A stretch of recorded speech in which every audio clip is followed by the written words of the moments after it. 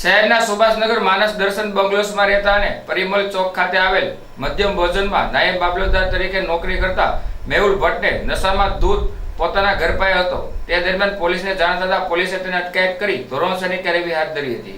ભાવનગર શહેરના સુભાષનગર માનસ દર્શન બંગલોસમાં રહેતા અને પરિમલ ચોક ખાતે આવેલ મધ્યમ ભોજનમાં ફરજ બજાવતા નાયબ મામલતદાર મેહુલભાઈ નિમેશભાઈ ભટ્ટ પોતાના રહેણાંકી મકાન પાસે દારૂના નશામાં ધૂત હોય જેની જાણ સ્થાનિક લોકોએ પોલીસને કરતા પોલીસ ઘટનાસ્થળે પહોંચીને નાયબ મામલતદારને ઝડપી લઈ ધોરણસરની કાર્યવાહી હાથ ધરી હતી।